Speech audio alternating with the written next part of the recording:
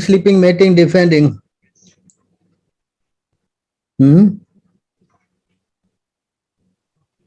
तो ये तो जो आधार, जो हमारे जीवन का आधार बन चुका है, आहार, निद्रा, भय और मैथुन, ये सभी चीजें चल रही हैं जो कि पशुओं में भी होती हैं। So the difference is that the human being has got the intellectual capacity. तो इतना है हम में और पशुओं में कि हमारे पास विकसित बुद्धि है। It has this intellectual capacity to inquire. हमारे पास ये मनोबल है, मन की शक्ति है, जिससे हम ये प्रश्न पूछ सकते हैं कि जीवन का लक्ष्य क्या है। Why there's birth, death, old age, disease? कि ये जन्म, मृत्यु, जरा और व्याधि आखिर है क्यों, हमें इससे जूझ क्यों पड़ रहा है, ये प्रश्न पूछने की मनुष्य को सुविधा है। Why I am put into a lot of suffering? कि मैं इस संसार में इतनी पीड़ा का सामना क्यों कर रहा हूं आखिर, And how can I find a way to come out of this? और इससे मैं बाहर कैसे निकलूं। This is the, what we say, the inquiry. Human platform can inquire to get a solution to solve this problem. तो जब हमें मनुष्य का देह मिलता है तो हमारे बल है, ये शक्ति है कि हम ये सारे प्रश्न जो अभी प्रभु ने आपको गिनवाए, ये पूछ सकते हैं कि आखिर क्यों हम इस संसार में पीड़ा भोग रहे हैं, आखिर क्यों हम आहार, निद्रा, भय, मैथुन में फंसे हुए हैं, आखिर क्यों हमें जन्म, मृत्यु, जरा और व्याधि में गुजरना पड़ रहा है, ये सभी प्रश्न। So therefore, human life is meant for trying to find a solution to this problem. इसलिए जो मनुष्य जन्म है, केवल उस जन्म में आप इस समस्या का समाधान ढूंढ सकते हैं। So you see how valuable the human life is. तो आप देखें कि कितनी महत्वपूर्ण है ये जीवन जो हमें दिया गया है। So you can find solution to come out of this miserable life that that we are living with so many problems. केवल इसी मनुष्य जीवन में, केवल इसी मनुष्य देह के साथ हम समाधान निकाल सकते हैं इस समस्या का कि हम इस संसार में क्यों भटक रहे हैं, हम इतने दुख क्यों पा रहे हैं। Can you go to 11:9:28? Yes, Prabhu.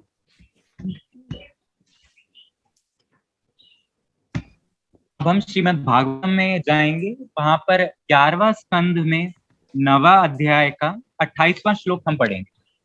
तो हम आप सभी से अनुरोध करना चाहते हैं कि आप सभी सत्र में एक्टिव होकर भाग लें और ज्यादा से ज्यादा आप प्रयत्न करें कि आप भी इन श्लोकों को पढ़ें। हम श्लोक आपकी स्क्रीन पर निकालेंगे और आप उनका अनुवाद पढ़ सकते हैं। तो कोई जो शुरुआत करना चाहता है तो स्वयं को अनम्यूट करके मुझे बता सकता है। Can I start Prabhu ji? Please. जी जी विश्वजीत। भगवान ने अपनी शक्ति, माया शक्ति का विस्तार करके बद्ध जीवों को बसने के लिए असंख्य जीव योनियां उत्पन्न की, किंतु वृक्षों, सरीसृपों, पशुओं, पक्षियों, सर्पों इत्यादि के स्वरूपों को उत्पन्न करके भगवान अपने हृदय में तुष्ट नहीं थे।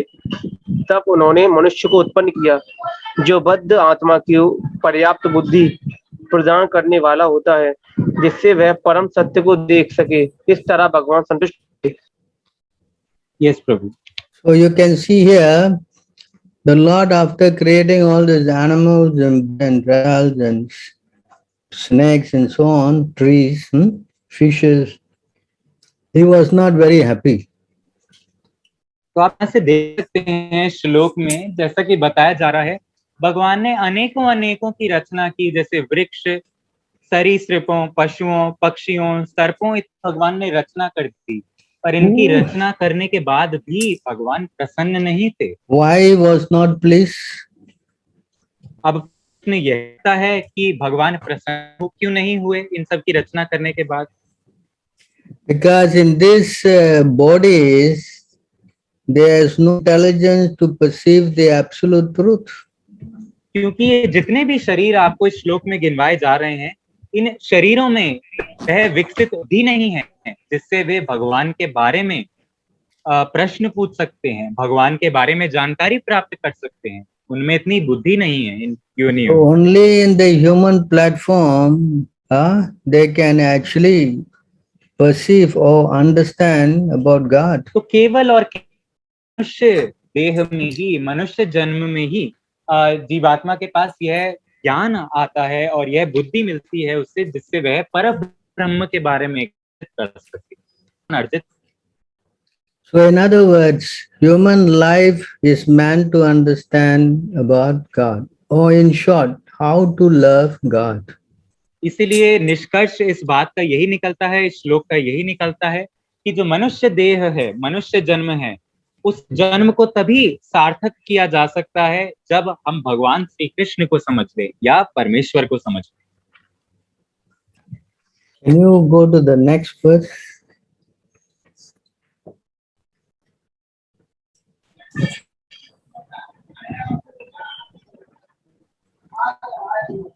जी विश्वदीप प्रभु, आप ही आगे कंटिन्यू करें।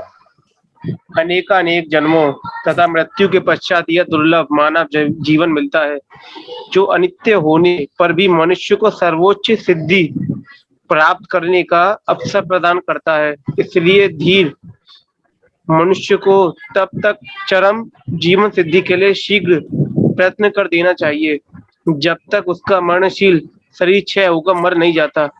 इंद्रियां तृप्ति तो सबसे ग्रहित योनि में भी प्राय हैं, किंतु कृष्ण भावना अमृत मनुष्य को ही प्राप्त हो सकता है। Yes, Prabhu. In other words, it is explained in this verse that the real purpose of human life before we die to actually become Krishna conscious. इसलिए इस श्लोक में साफ साफ शब्दों में बताया जा रहा है कि मनुष्य जीवन का केवल और केवल एक ही लक्ष्य होना चाहिए, कृष्ण भावनामृत बनना, यानी कि कृष्ण को समझना। अपनी इंद्रिय तृप्ति तो जानवर योनि में भी मिलती है, फिर हम और जानवरों में फर्क। So therefore, in 11:20:14, Yes, ma'am.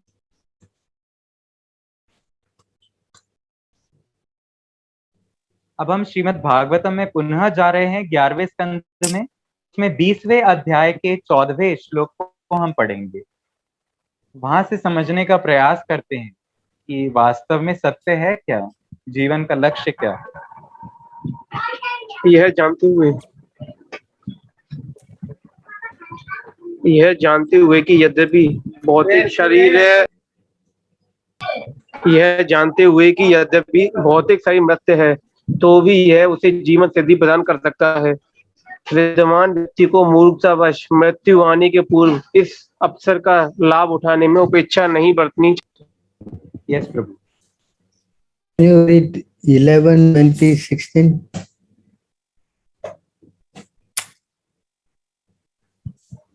अब हम 16वां श्लोक पढ़ेंगे। यह जानते हुए कि मेरी आयु दिन रात बीतने के साथ क्षीण होती जा रही है, मनुष्य को भय से कांपना चाहिए। इस तरह सारी भौतिक आसक्ति तथा इच्छा त्याग कर वह भगवान को समझने लगता है और परम शांति प्राप्त करता है। So this is the important point. Until we come to this point, we cannot get perfect peace. तो यही सबसे अधिक महत्वपूर्ण पॉइंट है, सबसे अधिक महत्वपूर्ण मत है कि जब तक हम कृष्ण भावनामृत न बन जाएं, जब तक हम अपने जीवन काल को भगवान श्री कृष्ण को अर्पित न करते, तब तक तो शांति का कोई प्रश्न ही नहीं उठता। So can you read the next verse?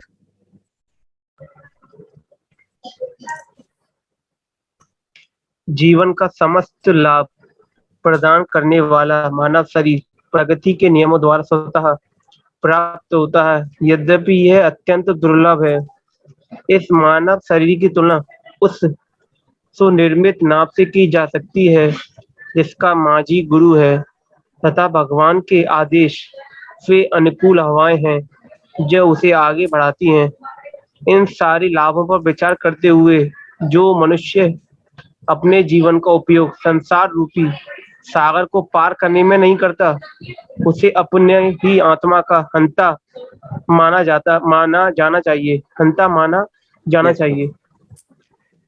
So until the person, if he doesn't use this facility to develop his attachment for God, तो यदि ये कोई है- मनुष्य जिसे ये मनुष्य देह मिला है, यदि वह इस देह का प्रयोग इस चीज में ना करे कि वह कृष्ण भक्त कैसे बने या भक्ति कैसे करे, तो फिर ऐसे व्यक्ति का So if it doesn't use it, can you go to 4:29:29?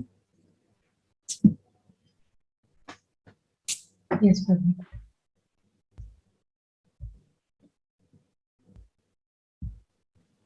तो हम भागवतम के 4वें स्कंद के 29वें अध्याय के 29वें श्लोक में जाके समझेंगे कि ऐसे व्यक्ति का क्या होता है जो जिसे मनुष्य देह भी मिल गया पर फिर भी वह कृष्ण भक्त नहीं बन पाया। So can read this. भौतिक प्रगति के प्रभु जी भौतिक प्रगति के तमोगुण से आच्छादित होकर जीवात्मा कभी नर, कभी नारी, कभी नपुंसक, कभी मनुष्य, कभी देवता, कभी पक्षी, पशु इत्यादि बनता है। इस प्रकार वह इस भौतिक जगत में घूमता रहता है। वह प्रगति के गुणों के अधीन अपने कर्मों के कारण विभिन्न प्रकार के शरीर स्वीकार करता रहता है। So this is what will happen if you do not utilize this human platform body to inquire about God. तो आप देखिए यही सारी चीजें हैं कि हमें कभी मनुष्य का जन्म लेना पड़ेगा, कभी हम देवता बनेंगे, कभी नपुंसक बनेंगे, नर नारी बनेंगे, कभी पक्षी पशु इत्यादि बनेंगे। यदि हमने यह इच्छा नहीं की कि हम भगवान को जाने या उनके पास जाएं या उनसे प्रेम करें, यदि यह इच्छा नहीं है तो इसका परिणाम यह होगा। So can you read the next verse?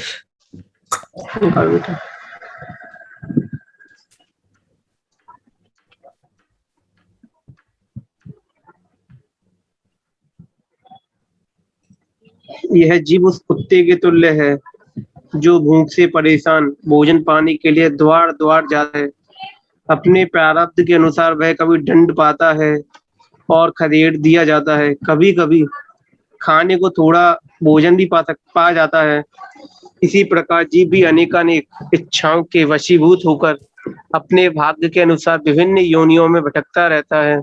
कभी वह उच्च स्थान प्राप्त करता है तो कभी निम्न स्थान, कभी वह स्वर्ग को जाता है, कभी नरक को, तो कभी मध्य लोगों को, ऐसा चलता रहता है।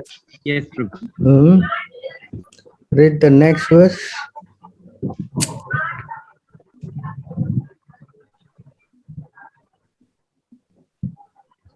सारे जीव भाग्य, अन्य जीवों अथवा मन तथा शरीर संबंधी दुखों से छुटकारा पाने का प्रयास करते हैं, तो भी इन नियमों का प्रतिकार करने के प्रयासों के बावजूद वे प्रगति के नियमों द्वारा बद्ध रहते हैं। Can you go to 4:29, 36, 37?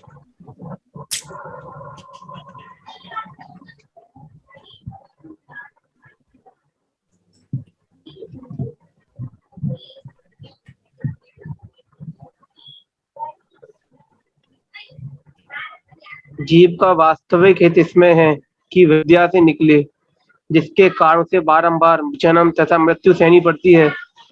इसका एकमात्र निवारण है भगवान के प्रतिनिधि के माध्यम से उनकी ही शरण ग्रहण करना। जब तक मनुष्य भगवान वासुदेव की भक्ति नहीं करता, तब तक वह ना तो इस भौतिक जगत से पूर्ण विरक्त हो सकता है और ना अपनी असली ज्ञान को ही प्रकट कर सकता है। So the purpose of human life is to find a solution to come out of this material suffering, and that can only happen if we take up the process of trying to love God Krishna. तो जो इस मनुष्य जीवन का जो इसे तभी बनाया जा सकता है जब हम इच्छुक हों इस भौतिक पीड़ा से बाहर निकलने। और इस भौतिक पीड़ा से हम बाहर कैसे निकलेंगे, इस भौतिक जगत से हम बाहर कैसे निकल सकते? केवल गुरु और कृष्ण की सहायता से। जब गुरु हमारी सहायता करता है कृष्ण तक जाने में, तब हम इस भौतिक जगत से मुक्ति पा सकते हैं, इसकी पीड़ा से मुक्त हो सकते हैं। यही जीवन का लक्ष्य। The living entity likes to live like an animal, then next life you will become an animal. यदि कोई भौतिक जीव इच्छा करता है और प्रयास करता है कि मैं जानवर की तरह जीऊं, अपना जीवन काल जानवर की तरह व्यतीत करूं, तो अगले जन्म में उसे जानवर का ही शरीर मिलेगा। So if a person is intelligent, then he will go and first surrender to a spiritual master who can teach him how to go to God. इसलिए यदि कोई व्यक्ति बुद्धिमान है, कोई भी बुद्धिमान जीव सबसे पहले यही इच्छा रखेगा कि वह गुरु के पास जाए, उसकी शरण में जाए, उसकी सेवा में लगे, ताकि वह गुरु उसे आशीर्वाद दे और उसका मार्गदर्शन करे कि कैसे श्री भगवान की ओर जाना। Because he's been stuck in this body for a long time, gone through so many different reincarnations, he cannot understand how to come out unless he go to a pure devotee guru who can teach him how to do it. क्योंकि जो भौतिक जीवात्मा है वो इस भौतिक जगत में जन्मों जन्मों से जन्मांतरों से फंसी हुई है और अलग अलग शरीर प्राप्त कर रही है, तो खुद से वह मार्ग नहीं निकाल सकती कि इस भौतिक जगत से कैसे मुक्त होना है। यह केवल और केवल गुरु ही दिखा सकता है, यह मार्ग गुरु हमें दिखा सकता है, क्योंकि गुरु शुद्ध भक्त है और उसे वास्तविक ज्ञान है। 11:3:21 Yes, Prabhu.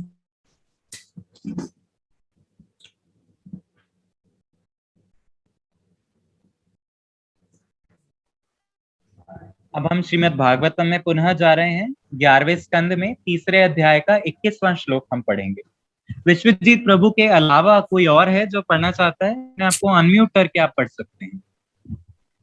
प्रभु जी मैं पढ़ना चाहता हूँ। हरे कृष्ण जी, हरे कृष्ण। जय श्रील प्रभु। मैं पढ़ूंगी प्रभु? तो माता जी पहले पढ़ लें, उसके बाद आप पढ़िए। ठीक है प्रभु जी। हरे कृष्ण।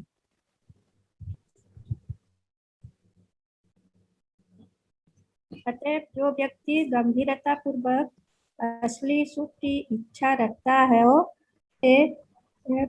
प्रामाणिक गुरु की खोज करनी चाहिए और दीक्षा द्वारा उसकी शरण ग्रहण करनी चाहिए। प्रामाणिक गुरु की योग्यता यह होती है कि वह विचार विमर्श द्वारा शास्त्रों के निष्कर्षों से अवगत हो चुका होता है और इस निष्कर्षों के विषय में अन्य को आश्वस्त करने में सक्षम होता है। ऐसे महापुरुष जिन्होंने समस्त भौतिक धारणाओं को त्याग कर भगवान की शरण ग्रहण कर ली है, उन्हें प्रामाणिक गुरु मानना चाहिए। हरे Krishna. So you can see here the main thing is that we must go to a guru who is not a fool. तो महत्वपूर्ण चीज यह है कि हमें ऐसा गुरु बनाना चाहिए जो मूर्ख ना हो। A guru who knows Shastra, who knows the all the scriptures, rules, regulations, everything. गुरु का अर्थ ही यह है कि उसे शास्त्र का ज्ञान है, उसे नियम सारे पता हैं, उसे पता है मालूम में वास्तव में कि कृष्ण कौन है, भगवान कौन। And not only they should know scriptures, they should be materially detached, और ऐसा नहीं है कि केवल गुरु को शास्त्र का ज्ञान होना चाहिए, गुरु को इस भौतिक जो प्रकृति है, इस भौतिक जो धरा है, भौतिक जीवन है, इससे भी उसको डिटैचमेंट होना चाहिए, उसे आसक्ति नहीं होनी चाहिए गुरु। Just like Prabhupada, he is very scripturally, he is very thorough, and also his attached has been a sannyasi, a Mahabhagavata, pure devotee of Krishna. तो शिला प्रभुपाद प्रभु शिला का उदाहरण दे रहे हैं, जो कि एक शुद्ध भक्त हैं। शिला प्रभुपाद सन्यासी थे, उन्हें शास्त्र का पूर्ण ज्ञान था और वे वैरागी थे, वे सन्यासी थे। Hmm? So this is how we should try to learn, because as Krishna says, the main thing is to get this knowledge, spiritual knowledge. क्योंकि जैसा कि भगवान श्री कृष्ण कहते हैं कि सबसे महत्वपूर्ण चीज है ज्ञान, आध्यात्मिक ज्ञान। यह ज्ञान आपको कैसे मिल रहा है, यह है महत्वपूर्ण। This is very important, because unless we get this knowledge, how we can get enlightenment? क्योंकि जब तक हमें ज्ञान नहीं है तब तक मुक्ति का तो कोई प्रश्न ही नहीं उठता। Spiritual master is not the body, Spiritual master is eternal. You understand? जो गुरु है, आध्यात्मिक गुरु है, गुरु कोई शरीर नहीं है, गुरु तो नित्य है, वे शरीर से परे है। In other words, we go to the guru for hearing the instruction of the Shastra. दूसरे शब्दों में आपको गुरु के पास जाना चाहिए, वह शास्त्र के निर्देश को जानने के लिए, इस दिव्य ज्ञान को प्राप्त करने के लिए। Sometimes people think guru means just to go there and get आशीर्वाद, कभी कभी लोगों का ऐसा मत रहता है कि गुरु का अर्थ है केवल उनके पास जाएं और उनका आशीर्वाद पा लें। So one time in the train, so many people came, they found out Prabhupada was inside, so they went some more other. And then they came, Guru Maharaj, you want to touch your leg. And Prabhupada said, why you want to touch my leg? तो एक बार ऐसा हुआ कि शिला प्रभुपाद एक train में सफर कर रहे थे, और ट्रेन में सफर करते हुए दौरान लोगों को पता चला कि ये संत महात्मा शिला प्रभुपाद ट्रेन में सफर कर रहे हैं, तो जाके हम उनका आशीर्वाद क्यों ना लें। जब वे उनका आशीर्वाद प्राप्त करने के लिए गए कि हे शिला प्रभुपाद, आप गुरु हैं, हम आपके चरणों का आशीर्वाद लेना चाहते हैं, तो प्रभुपाद ऐसे इस मत को अस्वीकार है कि आप मेरे पैरों को क्यों छूना चाहते हैं। Prabhupada asked him, you want this आशीर्वाद for what? तो प्रभुपाद इन लोगों से प्रश्न पूछे कि आपको मेरा आशीर्वाद आखिर चाहिए क्यों। He said, my knee is sprained, I want some आशीर्वाद so that he can get cured. तो उल्टा प्रभुपाद कहे कि मेरे घुटने में मोच आई हुई है, तो मुझे आशीर्वाद चाहिए कि वो मोच कैसे हो जाए। So this is nonsense. You go to the guru to get आशीर्वाद to cure your knee. This is the wrong purpose of guru. Oh, you are telling about the person, Prabhu. Yes. The person said, yeah, Prabhu, Yeah. please allow me to translate again. Yeah. तो जो व्यक्ति था, उसने जब प्रभुपाद उस व्यक्ति से प्रश्न पूछा, बताइए आपको आशीर्वाद चाहिए क्यों, तो वह व्यक्ति उत्तर में कहा कि मुझे आशीर्वाद इसलिए चाहिए क्योंकि मेरे घुटने में मोच आई हुई है और मुझे उसका निवारण करना है। तो प्रभुपाद कहे कि ये तो मूर्खता है, गुरु का आशीर्वाद आपकी मोच ठीक करने के लिए थोड़ी है। So guru means to get this instruction how to come out of the cycle of birth and death. गुरु अर्थ ही यह है कि हमें यह दिव्य ज्ञान मिलता है कि कैसे इस भौतिक सृष्टि से बाहर निकलकर आध्यात्मिक जगत में जाना, कृष्ण की ओर। Yes. So this is the purpose of guru, to teach us how to come out of this cycle of birth and death. इसी कारण से गुरु महत्वपूर्ण है, क्योंकि गुरु हमें शिक्षा देता है कि कैसे जन्म और मृत्यु के इस सागर से निकलना। So they don't understand why we have to go to guru also. This is the problem.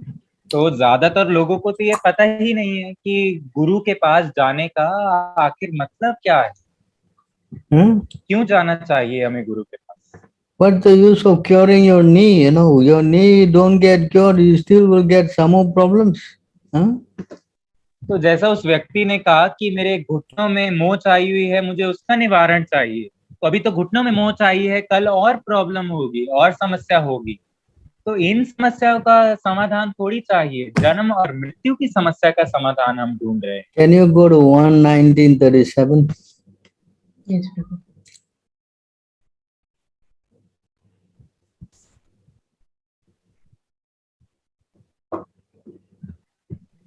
हम श्रीमद् भागवतम के पहले स्कंद के 19वें अध्याय 47वें श्लोक को पढ़ेंगे। जो माता जी अभी पढ़ रही थी, माता जी आप ही कंटिन्यू कर सकती है आने वाले 2 श्लोक। जी प्रभु।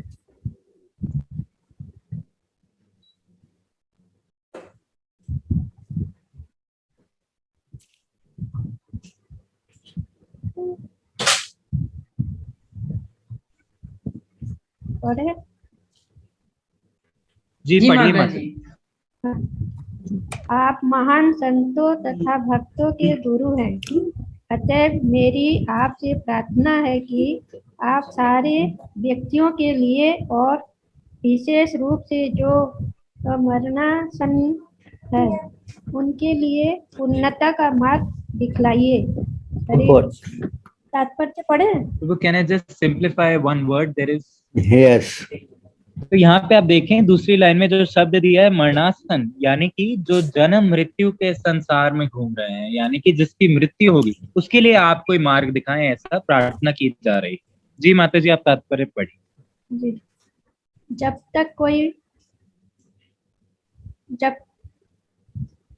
तक कोई पूर्णता के मार्ग के विषय में पूछने के लिए पूरी तरह उत्सुक न हो, तब तक गुरु के पास जाने की कोई आवश्यकता नहीं है।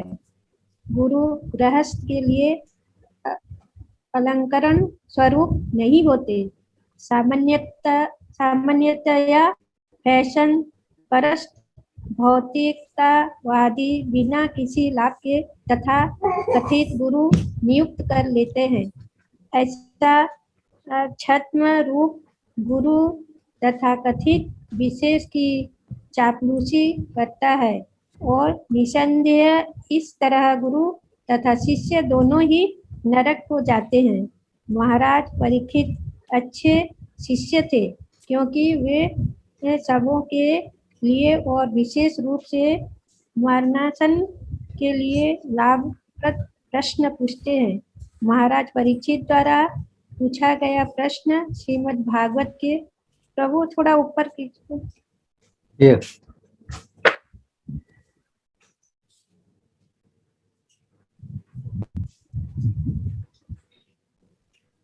Finish. दिख रहा है माता जी। क्योंकि वे सब के लिए और विशेष रूप से वे मरणासन के लिए लाभप्रद प्रश्न पूछते हैं। महाराज परीक्षित द्वारा पूछा गया प्रश्न श्रीमद्भागवत के संपूर्ण प्रतिपाद्य विषय का मूल सिद्धांत है। अब हमें देखना है कि महान गुरु कितनी बुद्धिमत्तापूर्वक इसका उत्तर देते हैं। Huh? Hare Krishna. Can you go to 5518? Yes प्रभु।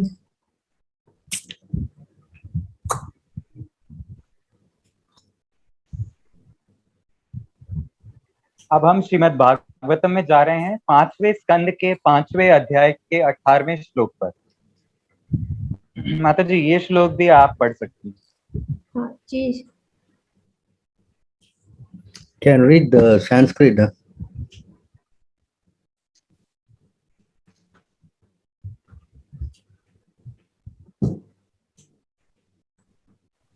माता जी यू वांट टू रीड? जी yes Prabhu can. Okay. Yes.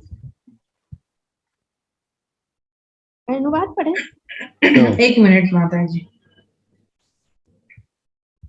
गुरु न सस्यात् स्वजनो न सस्यात् पिता न सस्यात् जननी न सस्यात् देवं न सस्यान्न पतिश्च सस्यात् न मोचयत्य संवेत मृत्यु। Okay, can आप अनुवाद पढ़ें। जो अपने आश्रित को बारंबार के जन्म मृत्यु के पद से न उबार सके, उसे कभी भी गुरु पिता पति माँ या आराध्य देव नहीं बनना चाहिए। Can you read the purport? Someone else read, please. Louder. जी, अमित प्रभु अब आप तात्पर्य पढ़ सकते हैं। ठीक है प्रभु जी, हरे कृष्ण। हरे कृष्ण। हरे कृष्ण प्रभु। जो अपने आश्रित को बारंबार के जन्म मृत्यु के पथ से ना उबार सके, उसे कभी भी गुरु का पति, माँ या आराध्य देव नहीं बनना चाहिए।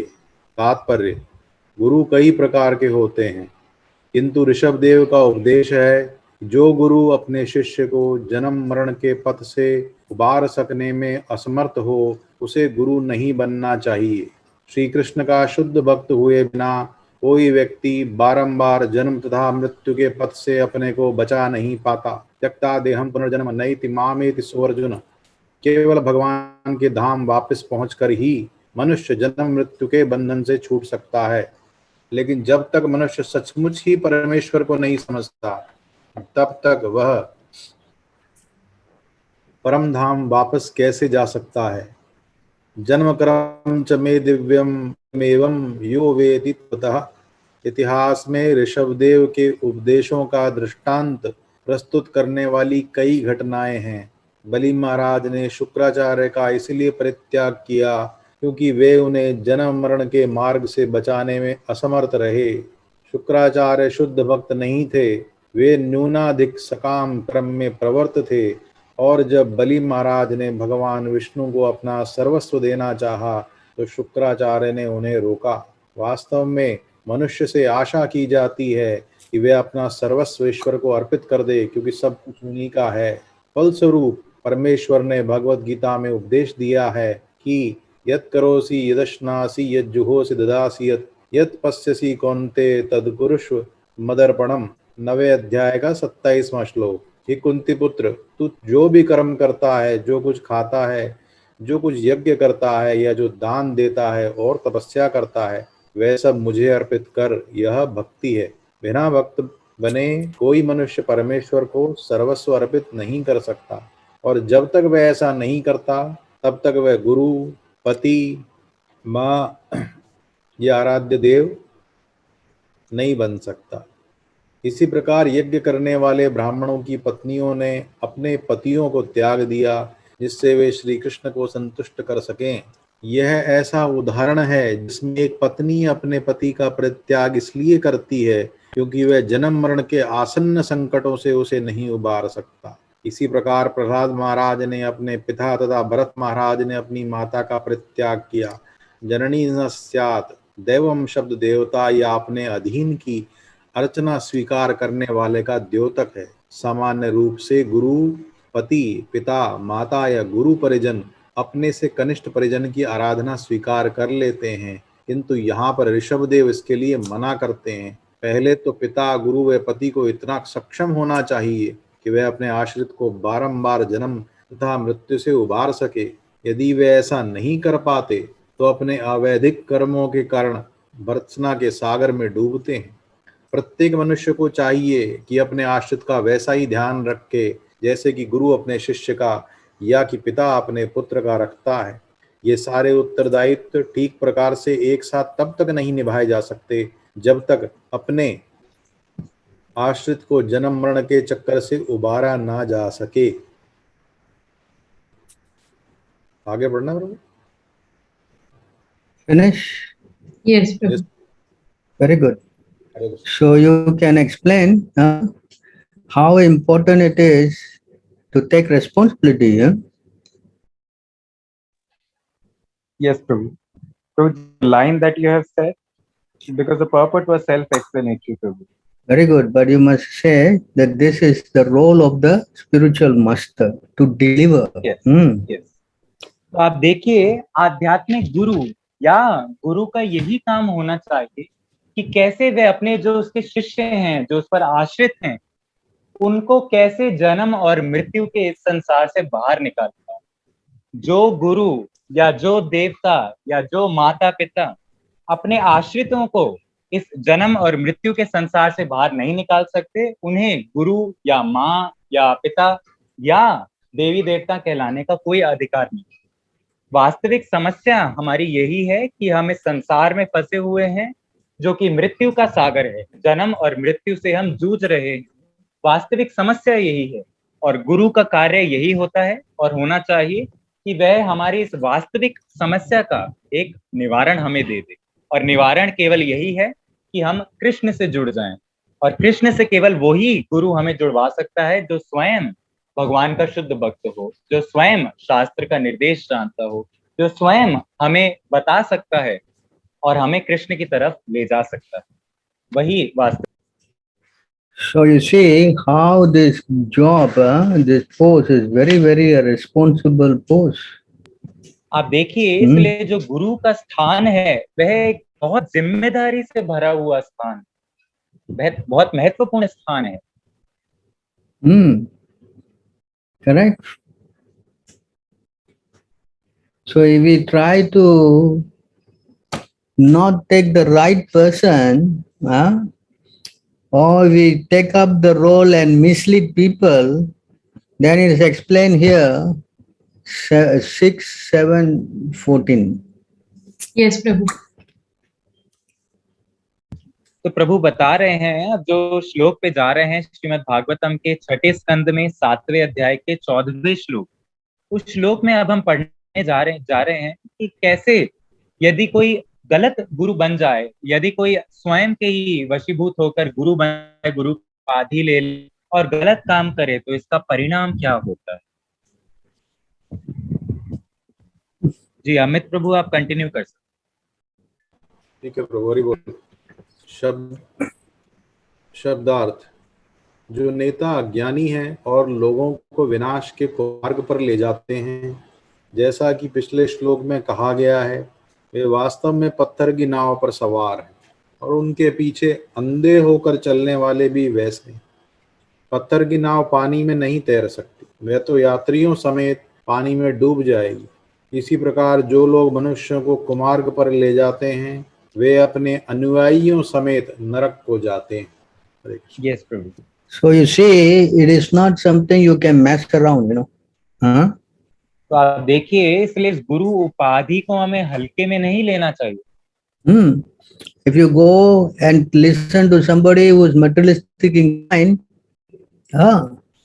then he goes to hell, because you are going on him. He is bringing you by some stone boat, and stone boat cannot float, so all will die sinking, and they all go to hell.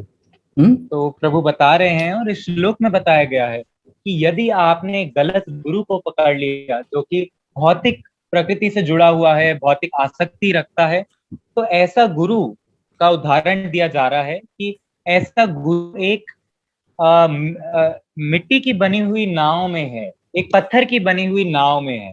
तो क्या होगा, वो पत्थर की नाव तो डूबेगी ही, और उसके साथ जो यात्री हैं, यानी कि जो उस गुरु के शिष्य हैं, वो भी उस पत्थर की नाव में ही डूब जाएंगे, क्योंकि पत्थर की नाव कभी तैर नहीं सकती। यह गलत गुरु का स्थान है, यह कार्य गलत गुरु करेगा, यानी कि सभी नरक। So you see, it is not something we can whimsically do our so-called, activities, correct? तो इसलिए हम मतानुसार या अपने मन से कोई चीज नहीं कर सकते। So we must know what is to do, what not to do. We have to take right guidance. Can you go to 7, 5, 31? Yes, Prabhu. इसलिए हमें ज्ञान होना चाहिए कि वास्तविक सही चीज क्या है, सही गुरु क्या है और गलत चीज क्या है। तभी हम मतभेद कर पाएंगे, तभी हम समझ पाएंगे कि वास्तविक चीज क्या है, मूल क्या है। यह ज्ञान हमें शास्त्र से लेना चाहिए। अब हम जा रहे हैं श्रीमद् भागवतम में 7वें स्कंद में 5वें अध्याय के 31वां श्लोक हम पढ़ेंगे।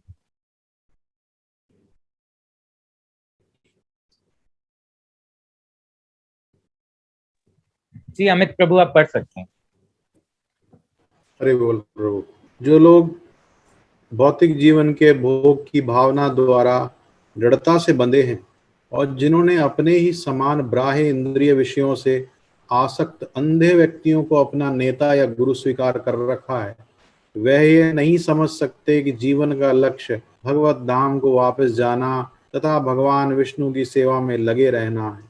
जिस प्रकार अंधे व्यक्ति द्वारा ले जाया गया दूसरा अंधा व्यक्ति सही मार्ग भूल सकता है और गड्ढे में गिर सकता है, उसी प्रकार भौतिकता से आसक्त व्यक्ति अपने ही जैसे किसी दूसरे व्यक्ति द्वारा मार्ग दिखलाए जाने पर सकाम कर्म की रस्सियों द्वारा बंधे रहते हैं, जो अत्यंत मजबूत धागों से बनी होती हैं, और ऐसे लोग तीनों प्रकार के कष्टों को सहते हुए पुनः पुनः भौतिक जीवन प्राप्त करते रहते हैं। यस प्रभु। हरि बोल। Can you explain that a bit?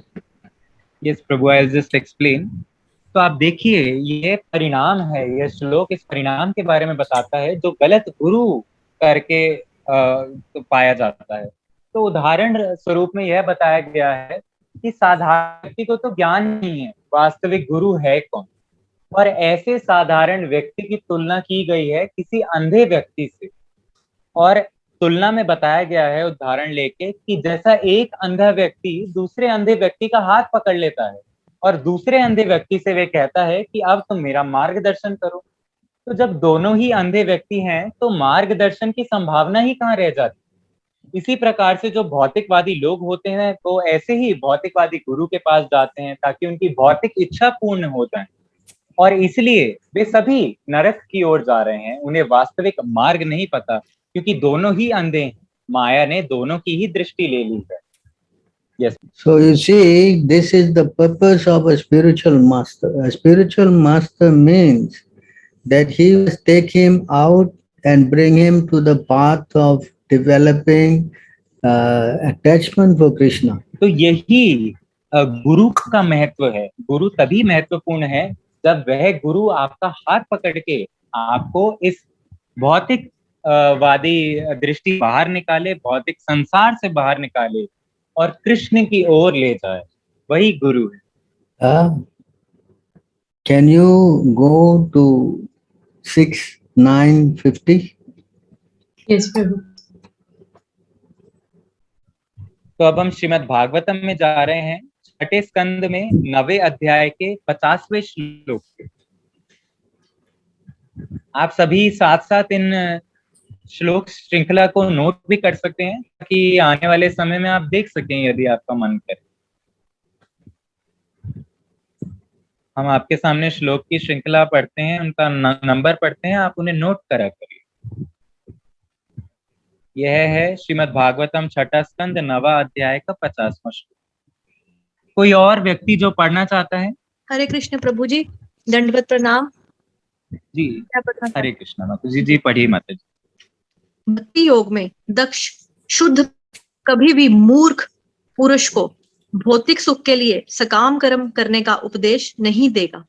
ऐसे कार्यों में सहायता करना तो दूर रहा, ऐसा भक्त उस अनुभवी वैद्य के समान है जो रोगी के चाहने पर भी उसे ऐसा पथ्य ग्रहण करने के लिए प्रोत्साहित नहीं करता जो उसे स्वास्थ्य के लिए हानिकारक हो। यस प्रभु।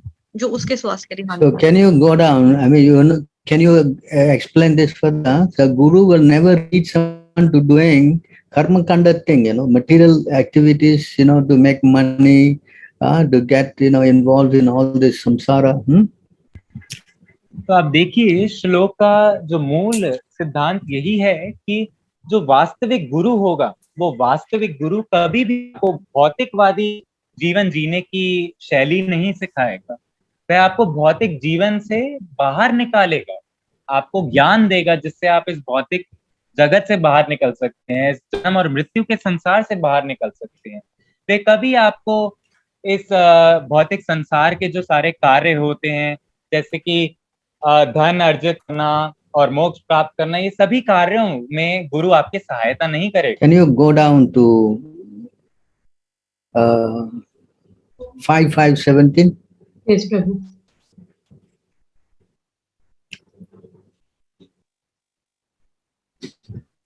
हम श्रीमद् भागवतम के 5वें स्कंद के 5वें अध्याय के 17वें श्लोक को पढ़ेंगे।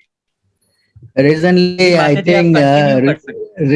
I think there's some kind of gurus teaching people how to make money, some business yoga and all that.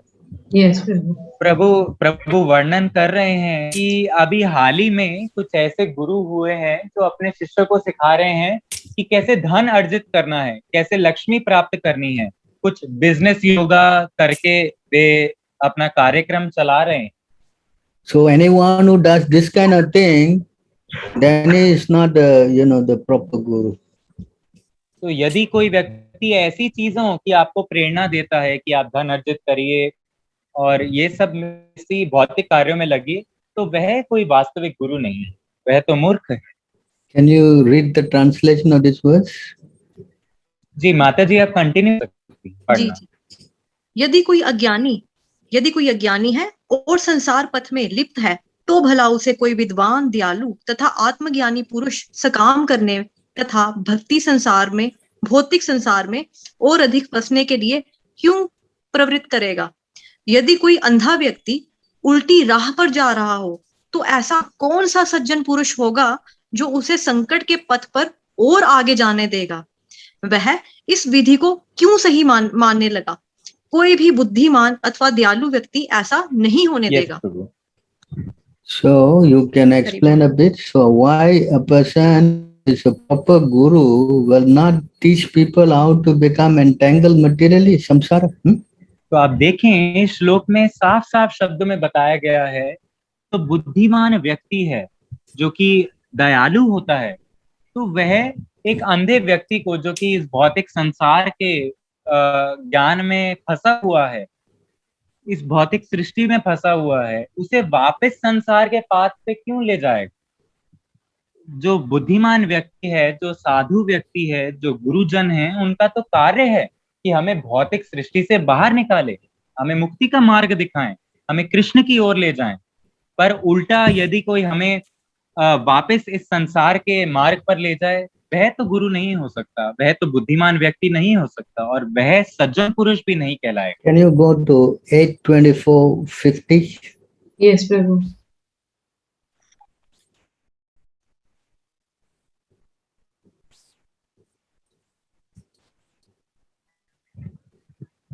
अब हम श्रीमद् भागवतम के 8वें स्कंद में जा रहे हैं। 24वें अध्याय के 50वें श्लोक को हम पढ़ेंगे। माता जी, आप ही कंटिन्यू कर सकती हैं इस श्लोक को। जी प्रभु जी। जिस प्रकार एक अंधा पुरुष, यही है ना, जिस प्रकार एक अंधा पुरुष ना देख सकने के कारण दूसरे अंधे को अपना नायक मान लेता है, उसी तरह जो लोग जीवन लक्ष्य को नहीं जानते, वे किसी ना किसी धूर्त तथा मूर्ख को अपना गुरु बना लेते हैं। किंतु हमारा लक्ष्य आत्म साक्षात्कार है, अतएव हम आपको अपना गुरु स्वीकार करते हैं, क्योंकि आप सभी गांव में देखने में समर्थ हैं और सूर्य की तरह सर्वज्ञ हैं। यस प्रभु। हरि बोल। Can you go to the next verse?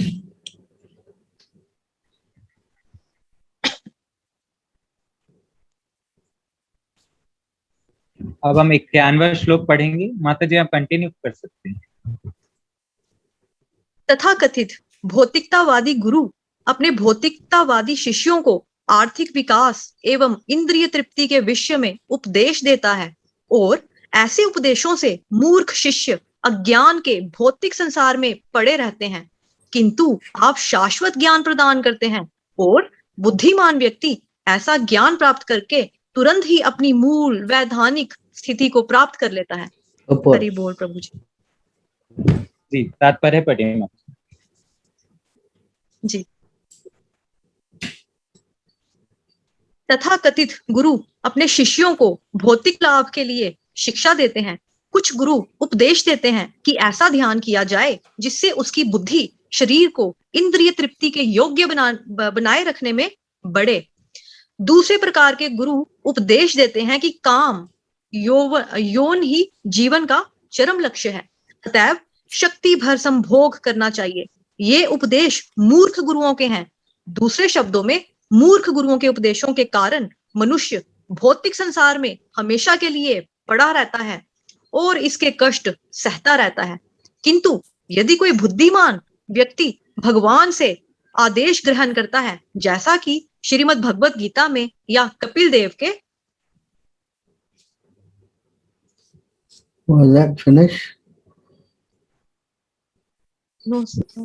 सांख्य दर्शन में बताया गया है, तो उसे शीघ्र ही मुक्ति मिल सकती है और वह आध्यात्मिक जीवन के मूल पद पर स्थित हो सकता है।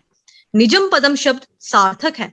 भगवान का अंश होने के कारण जीव को वैकुंठ लोक में स्थान पाने का जन्म सिद्ध अधिकार है, जहां किसी प्रकार की चिंता नहीं होती। अतएव मनुष्य को चाहिए कि भगवान के आदेशों का पालन करे।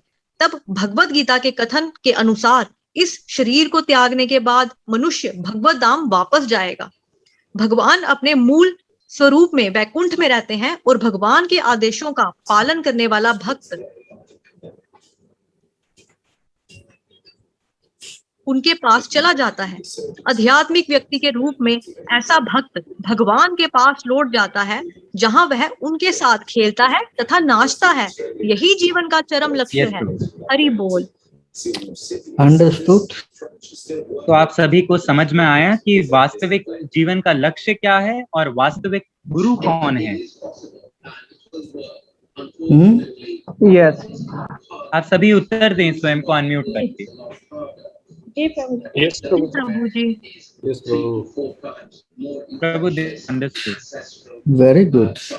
So a spiritual master means that you must get this knowledge how to come out of this material conditioning and develop attachment and love for God, Krishna. तो वास्तविकता में आध्यात्मिक गुरु का यही कर्तव्य है, यही काम है कि वह आपको ज्ञान देता है जिससे आप इस भौतिक सृष्टि से बाहर आ सकते हैं और मृत्यु से मुक्त हो सकते हैं, और कैसे आप कृष्ण के प्रति प्रेम को विकसित कर सकते हैं। यही गुरु का कार्य है, यही इस जीवन का लक्ष्य है। Yes. But if you go to simply get Ashirvad to enjoy this material world, then you are considered the greatest fool. परंतु यदि आप गुरु के पास जाएं केवल आशीर्वाद पाने के लिए ताकि आप इस भौतिक जीवन में एक सुखी जीवन जी पाएं, तो यह तो मूर्खता है और आप मूर्ख हैं। So therefore we must become intelligent. इसलिए हमें आवश्यकता है कि हम बुद्धिमान बने। And we must take Shastra and we must have Guru. Can you go to CC 21 to CC 20, Madhya 20.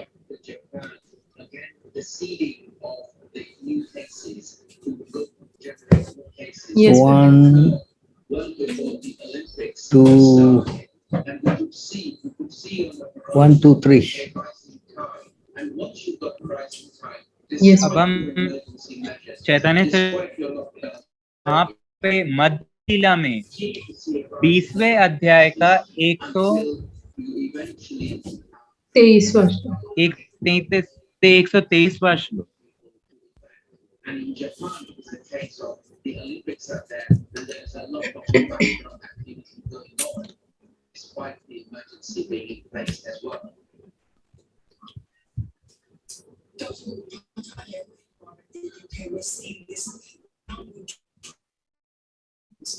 COVID-19 cases, and that's despite all restrictions have been lifted. Is this impact? Yes, Prabhu. Vaccination rates that we're seeing is okay? Please read. शास्त्र गुरु आत्मा रूपे अपनारे जाना ना कृष्ण मोर प्रभु ज्ञाता जीवेर है ज्ञान। अनुवाद त्राता। अनुवाद कौन पढ़ना चाहता है? I am reading Prabhu this one I think. Krishna आत्मा विस्मृत बद्ध जीव को वैदिक ग्रंथों स्वरूप सिद्धि गुरु तथा परमात्मा के माध्यम से शिक्षा देते हैं। जीव इनके द्वारा पूर्ण पुरुषोत्तम भगवान को उनके यथार्थ रूप में समझ सकता है और यह समझ सकता है कि भगवान कृष्ण उसके सनातन स्वामी तथा माया के पाश से उद्धार करने वाले हैं। इस तरह वह अपने बद्ध जीवन का वास्तविक ज्ञान प्राप्त कर सकता है और मुक्ति प्राप्त करने का उपाय जान सकता है। Yes, Prabhu. Finish. Yes, Prabhu. Prabhu, I would like to translate one word. Mataji, there is this word Atma Smrit. तो आप सभी देख सकते हैं इसमें पहली लाइन में ये शब्द है आत्म विस्मृत, यानी कि जिसे आत्मा और परमात्मा का ज्ञान हो, जो समझता हो कि मैं शरीर नहीं हूँ और मैं आत्मा हूँ। ऐसे व्यक्ति को भगवान ज्ञान प्रदान करते हैं ग्रंथों के द्वारा, स्वरूप सिद्ध गुरु के द्वारा और स्वयं परमात्मा के रूप में, जो कि उनके हृदय में ही स्थित है। So you can go now. 22. Madhya 22. Yes, Prabhu. You can go to 49.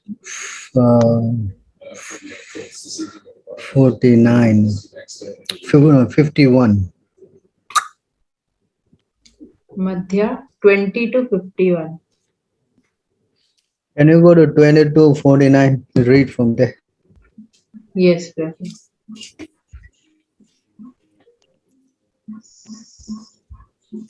Mataji, you would like to read? Shall I ask somebody to continue? Yeah, you can ask anyone. Prabhu. जी, कोई और व्यक्ति जो पढ़ना चाहता है, हम आप प्रोत्साहन दें, हमें भी आप भाग लें सत्र में, ज्यादा अधिक से अधिक स्वयं को अनम्यूट करके आप पढ़ें। प्रभु, कोई भी प्रभु या माता जी जो पढ़ना चाहते आगे, जिन्होंने अभी तक नहीं पढ़ा है। हरे कृष्णा प्रभु जी, दंडवत प्रणाम। अनुवाद जी, हरे कृष्णा माता जी, अनुवाद पढ़िए। अनुवाद। भक्त की संगति करने से कृष्ण भक्ति में श्रद्धा जागृत होती है। भक्ति के कारण मनुष्य का सुप्त कृष्ण प्रेम जागृत होता है और इस तरह उसका भौतिक बद्ध जीवन समाप्त हो जाता है। यस प्रभु। Next verse.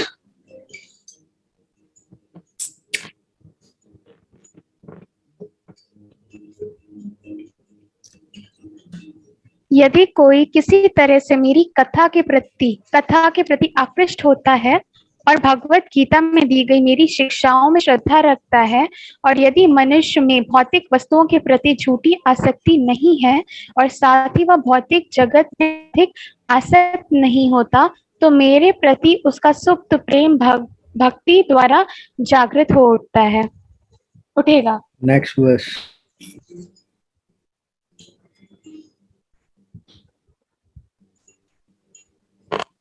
शुद्ध भक्त की कृपा बिना किसी को भक्ति पद प्राप्त नहीं हो सकता।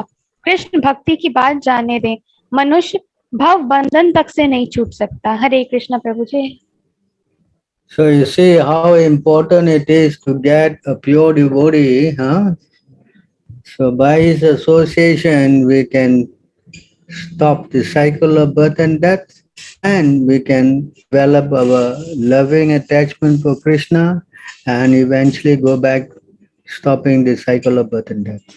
तो आप देखिए, यही वह गुरु का पद आता है, यही गुरु हमारी सहायता करता है। आध्यात्मिक गुरु जो कि एक शुद्ध भक्त है, उनकी कृपा ऐसी होती है कि हम इस जन्म और मृत्यु के संसार से, इस भव बंधन से मुक्ति पा लेते हैं, और कृष्ण से आसक्त कैसे हों, इसका ज्ञान उसी गुरु से हम प्राप्त करते हैं।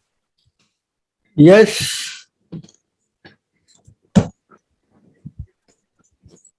वन्देऽहं